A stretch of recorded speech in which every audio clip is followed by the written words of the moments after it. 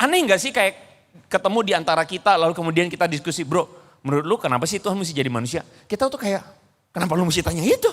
Iya kan? Kayak lu aneh banget, lu Kristen kagak? Ada di sini udah pernah lihat Tuhan? Gak pernah kan? Kita gak pernah lihat Tuhan kan? Kok gue mimpi semalam ketemu Tuhan Yesus, oke lah, good lah gitu. Tapi seenggaknya lu ketemu Tuhan Yesus, you cuma lihat badannya, mukanya Tuhan Yesus, betul? Apakah lu kenal Tuhan Yesus banget? Enggak juga. Kita nggak pernah kenal Tuhan dari awalnya. Dan manusia mungkinkah bisa kenal Tuhan? Bagaimana kita memahami Tuhan? How? Lu mau cari kenal Tuhan gimana caranya? Merenung di goa? Masuk kamar? Bisa nggak? Jangan-jangan lu ketemu bukan setan, bukan Tuhan, lu ketemu sebaliknya. Hantu. Lu merenung di bawah pohon mangga. Paham gak maksudnya? Bisa gak manusia dengan kemampuannya mengenal Tuhan?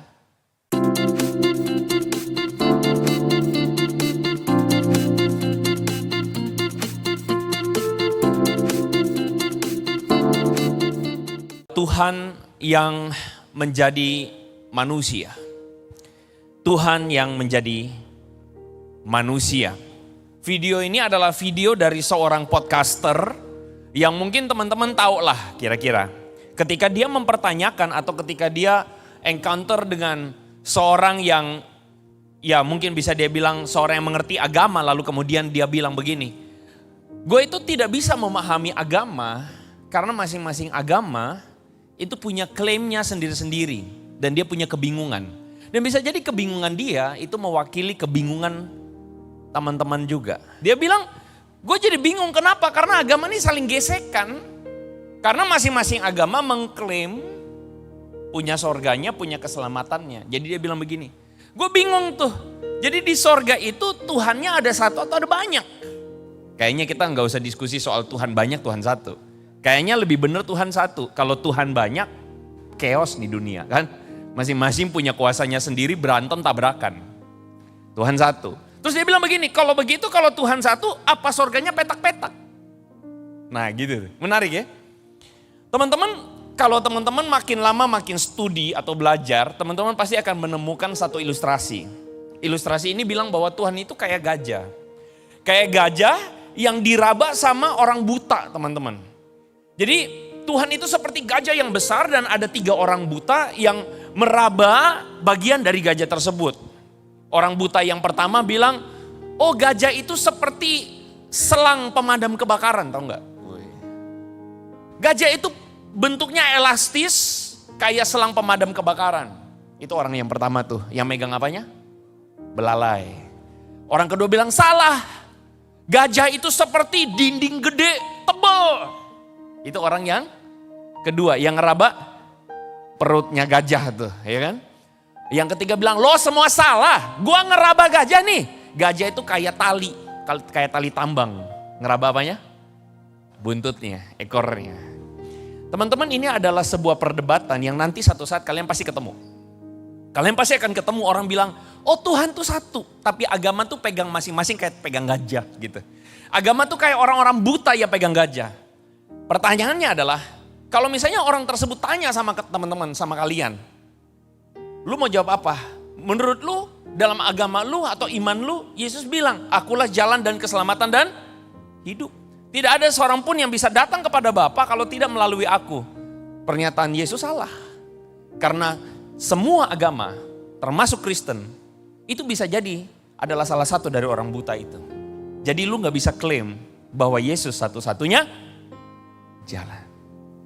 Nah gini, untuk membahas tentang Tuhan yang menjadi manusia, itu adalah satu konsep teologi yang kalian gak akan ketemu di tempat yang lain. Kalian gak akan pernah ketemu tentang Tuhan yang menjadi manusia pada agama-agama yang lain, seenggaknya di Indonesia. Kita gak akan pernah ketemu itu. Kenapa? Karena ini adalah sesuatu yang eksklusif milik Kristen. Dan kita seharusnya sebagai orang Kristen, waktu kita bilang Tuhan jadi manusia, kita tuh kayak ketemu sesuatu yang gila, ini kebenaran. Gue tahu bahwa, saya tahu bahwa gini loh teman-teman, waktu kita dengar ini, kita tuh kayak familiar aja. Karena dari dulu sekolah minggu mungkin kita udah ngerti itu. Dan kita nggak bertanya, kenapa kok Tuhan mesti jadi manusia, betul nggak? Iya kan? Kayak orang-orang, kayak misalnya aneh nggak sih kayak ketemu di antara kita, lalu kemudian kita diskusi, bro, menurut lu kenapa sih Tuhan mesti jadi manusia? Kita tuh kayak, kenapa lu mesti tanya itu? Iya kan? Kayak lu aneh banget, lu Kristen kagak? Iya gue Kristen, ya udah kalau lu Kristen, harusnya lu udah tahu dong dari dulu emang begitu gitu kan. Tapi teman-teman tahu nggak waktu kita ketemu dengan agama lain atau iman yang lain, mereka tuh nggak bisa paham kenapa Tuhan mesti jadi manusia. Dan gue mendahuluinya atau saya mendahuluinya tadi dengan sebuah ilustrasi tentang satu gajah diraba sama tiga orang buta. Adalah satu ilustrasi yang mau kasih tahu sama kita pentingnya kenapa Tuhan kita itu menjadi manusia.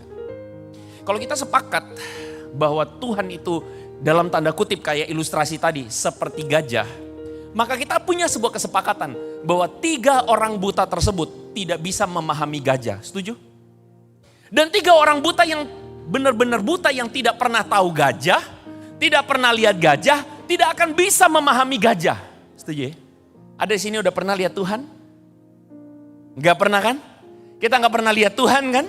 Kok gue mimpi semalam ketemu Tuhan Yesus, oke lah, good lah gitu. Tapi seenggaknya lu ketemu Tuhan Yesus, you cuma lihat badannya, mukanya Tuhan Yesus, betul? Apakah lu kenal Tuhan Yesus banget? Enggak juga. Kita nggak pernah kenal Tuhan dari awalnya. Dan manusia mungkinkah bisa kenal Tuhan? Percis kayak orang buta tadi. Tapi Kristen menceritakan bukan kita yang usaha kenal Tuhan. Tapi Tuhan yang mendekat dan memperkenalkan dirinya pada kita.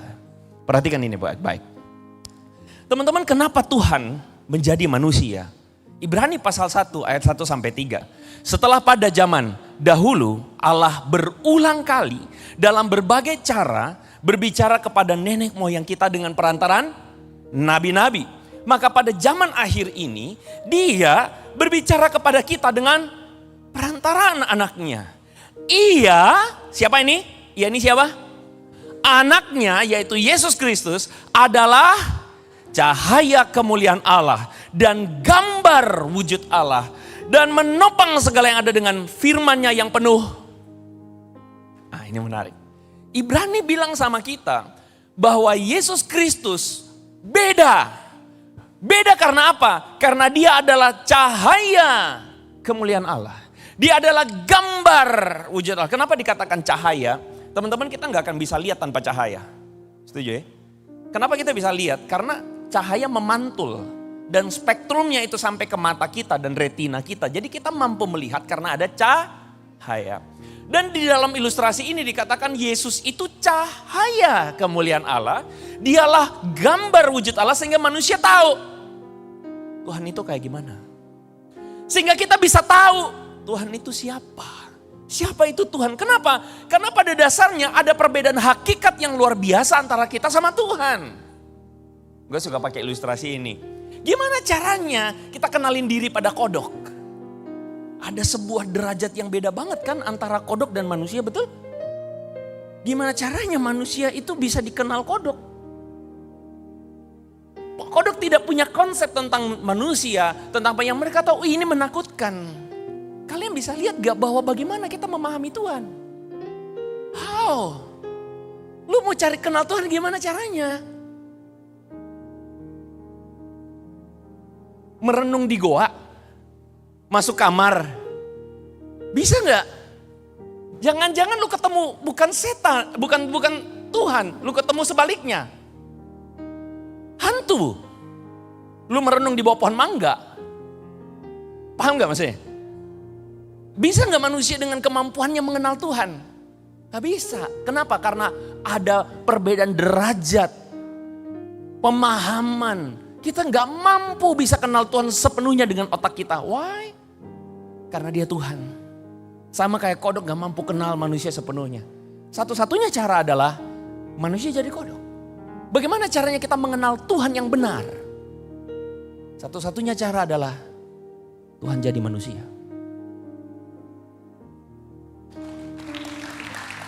Kemuliaan bagi nama Tuhan. Satu-satunya cara adalah Tuhan jadi manusia. Dan kalian sadar nggak bahwa segala upaya manusia mengenal Tuhan itu yang kita sebut dengan agama. Agama A, atau kita sebut saja agama biru, agama orange, agama kuning, bahkan even agama hijau, adalah agama-agama upaya manusia untuk kenal Tuhan. Salah nggak? Nggak salah. Mereka berupaya. Bagus nggak? Bagus. Kita hargai itu. Ada sebuah keinginan manusia untuk mengenal Tuhan. Makanya agama-agama, kalau teman-teman bilang, ada orang yang bilang gini, agama itu semua pada dasarnya baik. Ada benernya.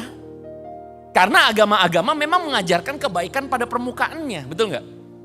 Agama-agama ngajarin hormat sama orang tua. Bagus? Bagus. Agama-agama ngajarin berbuat kebaikan. Bagus? Bagus. Karena itu adalah upaya kesadaran akan adanya Tuhan, tapi mereka berupaya kenal Tuhan. Gitu loh. Ada upaya yang bagus. Makanya orang Kristen kalau lihat agama lain, tidak dengan merendahkan, tapi menghargai. Kenapa? Karena ada upaya untuk mengenal Tuhan. Betul ya? Tapi masalahnya, ilustrasi tadi membantu kita mengerti. Agama-agama itu kayak orang buta yang lagi berusaha ngeraba gajah. Karena mereka tidak mampu bisa memahami Tuhan secara utuh. Mereka cuma bisa nangkap bagian-bagian tertentu dari Tuhan. Paham ya? Jadi bagaimana caranya kita manusia bisa diselamatkan kalau kita nggak benar-benar kenal Dia? Nggak bisa.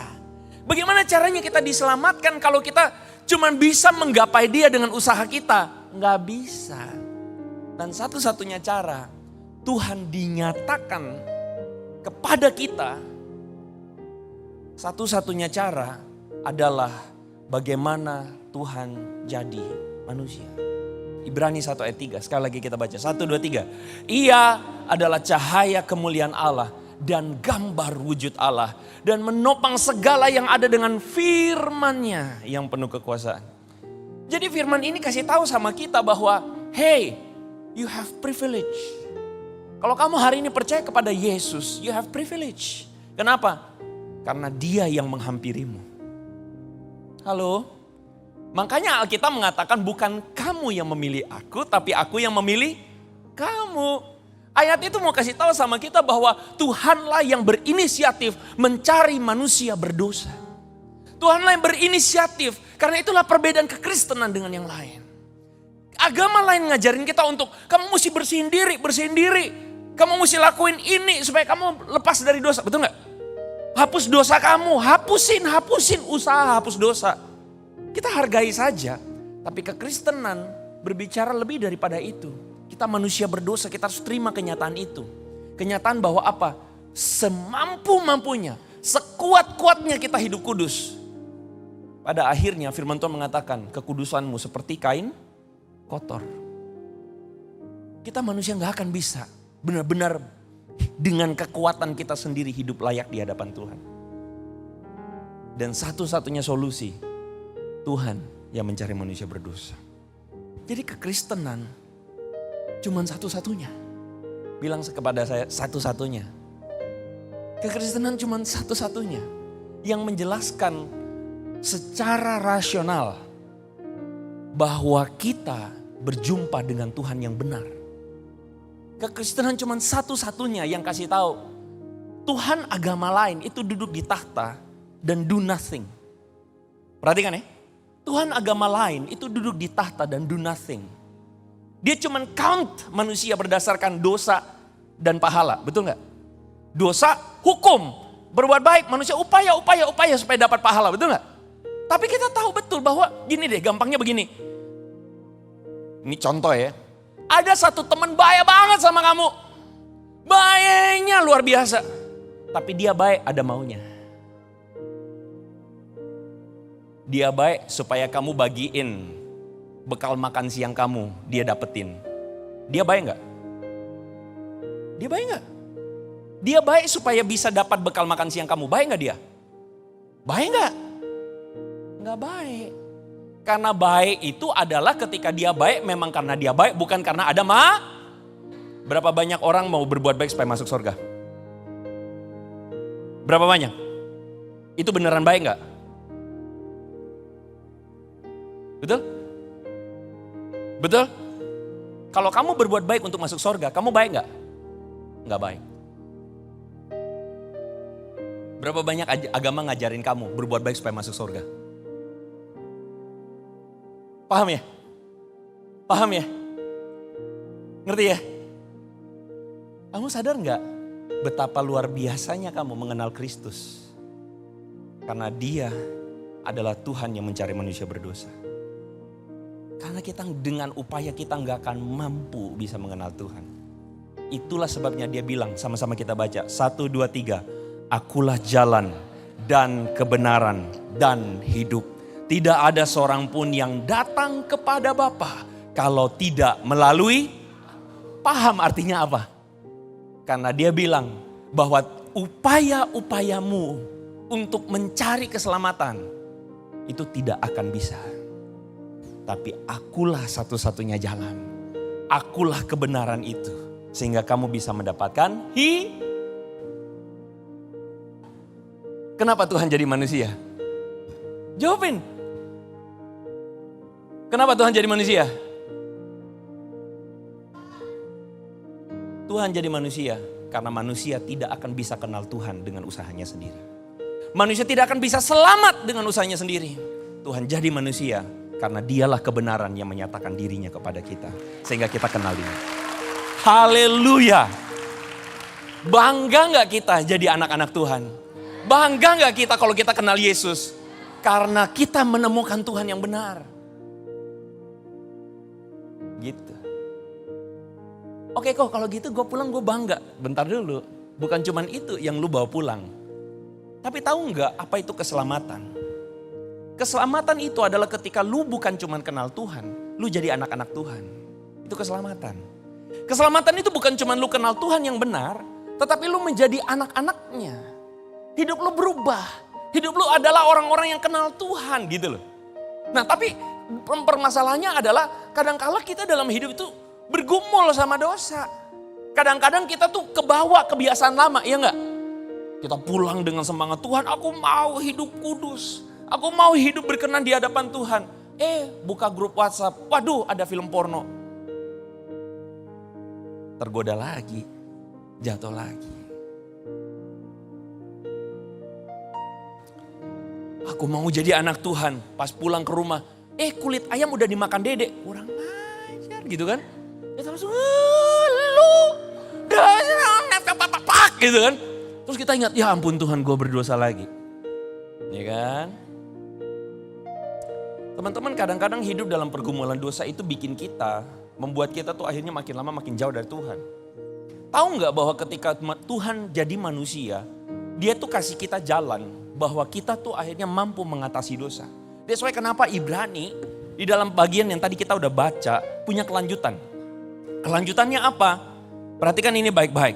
Di bagian yang di depan ini, firman Tuhan mengatakan karena kita sekarang punya imam besar, yaitu Yesus anak Allah.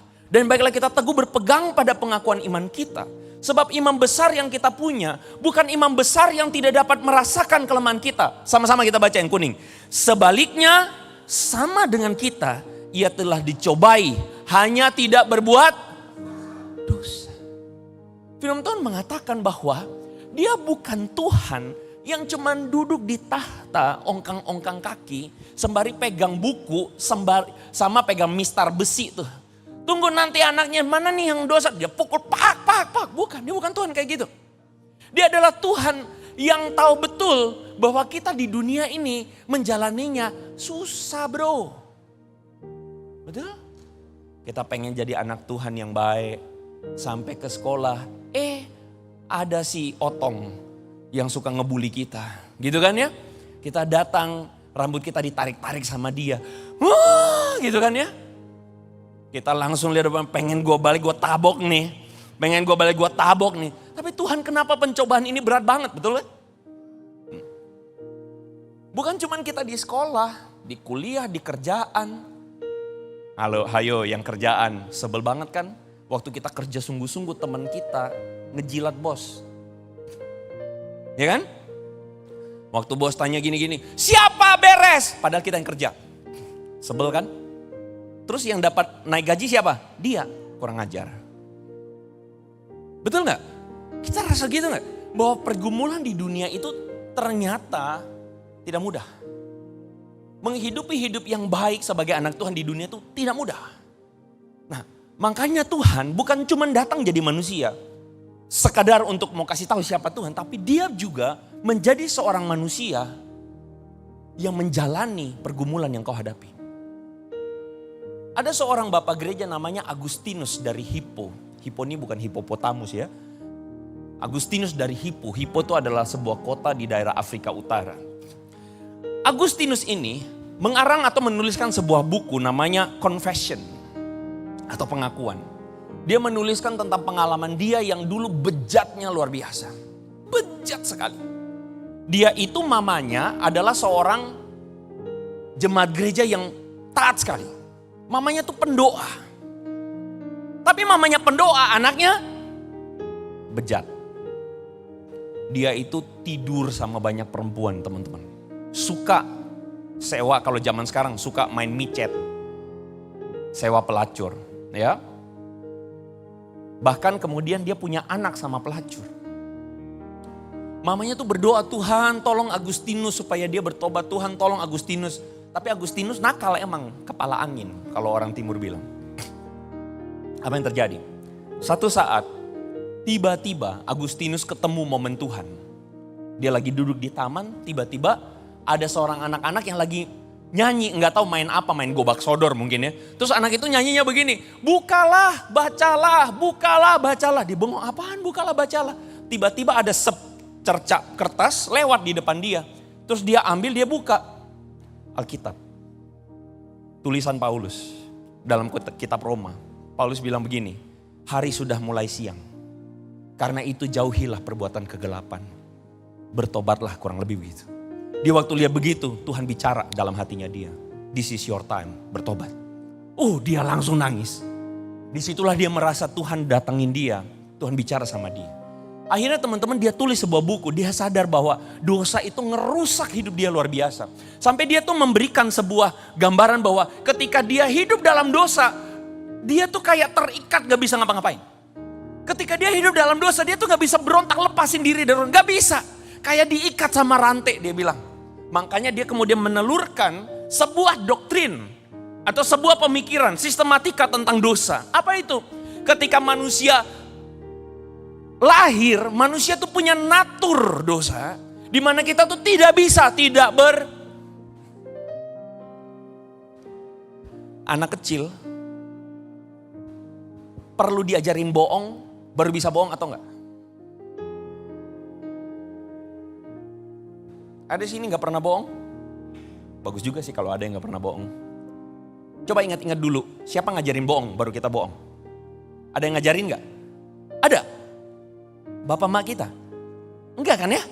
Gak ada yang ngajarin. Siapa yang ngajarin kita egois? Gak mau bagi kulit ayam sama kakak kita. Siapa yang ngajarin? Gak ada kan? Kita egois itu by nature. Jadi manusia itu tidak ada yang bisa benar-benar bersih dari dosa. Dosa itu menguasai kita sedemikian sehingga kita tuh tidak bisa artinya kita bakal selalu bisa berdosa. Nah Agustinus bilang, kalau seseorang ketemu Tuhan Yesus, maka dia bisa menolak dosa. Itu Agustinus bilang. Manusia mengenal Kristus, mendapatkan keselamatan, dan itulah yang membuat dia bisa bilang no terhadap dosa. Apa maksudnya?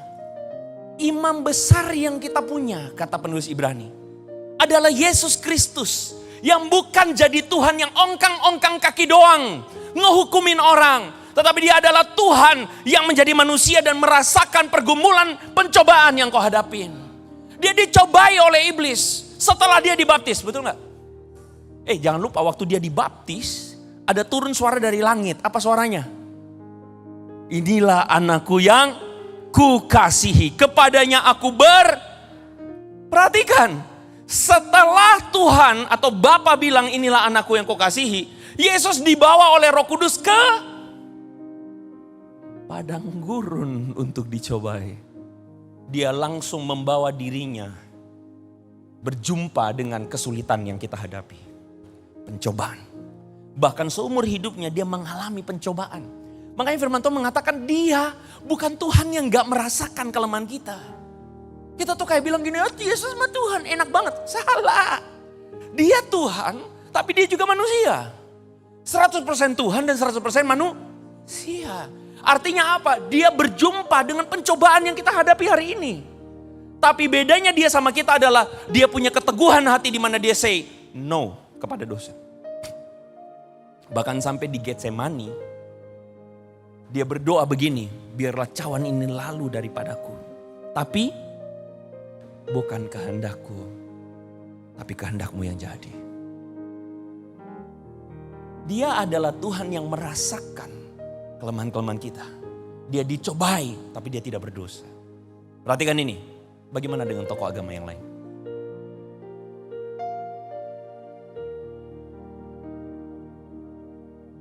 Tiap kali saya dihadapin dengan orang yang kemudian bertanya, kok why? Kenapa lu Kristen? Kenapa lu gak agama lain? Sederhana, gue menemukan Kristus yang dicobai tapi tidak berdosa. Gue menemukan Kristus yang membuktikan keilahiannya sebagai pribadi yang mulia. Ketika dia bilang ampunilah musuhmu dan berdoalah bagi mereka yang menganiaya kamu. Ketika dia disalib, dia tidak sumpah serapah orang yang menyalib dia. Dia bilang ya Bapa, ampunilah mereka sebab mereka tidak tahu apa yang mereka perbuat. Apa muka gile gitu loh. Apa bisa kita kayak begitu? Bisa gak? Ya ilah sekudus-kudusnya kita kayaknya ada gue pites juga loh gitu kan ya. Tapi Yesus adalah pribadi yang melakukan apa yang dia katakan. Dan lu gak ketemu itu di tokoh agama yang lain. Pulang dari gereja ini, lu akan ketemu dengan pencobaan. Teman-teman akan berjumpa dengan pencobaan. Tapi ingat satu hal, Tuhan yang kau sembah, yang menyatakan dirinya kepadamu sebagai keselamatan itu adalah Tuhan yang menemukan pencobaan sama seperti kamu. Tapi dia say no kepada pencobaan. Dia say no kepada iblis. Kalau dia mampu melaluinya sebagai manusia, maka kita pun mampu menang atas pencobaan. Halo, jangan bilang dirimu aku gak bisa, aku gak kuat. Jangan bilang aku bisa. Aku bisa hidup benar. Aku bisa hidup kudus, bisa. Memang benar gak bisa sempurna, tapi aku bisa. Aku menang atas pencobaan. Aku menang kalau ada orang yang ngebully aku. Aku bisa menang dengan cara mengampuni dia. Aku bisa menang saat satu teman satu kelas nyontek semua. Aku bisa menang. Aku bisa hidup benar. Aku menang. Amin. Waktu Yesus dicobai di Getsemani, dia mengatakan bukan kehendakku, tapi kehendakmu. Jadi engkau dikuduskan, itu akan mungkin karena Yesus. Amin.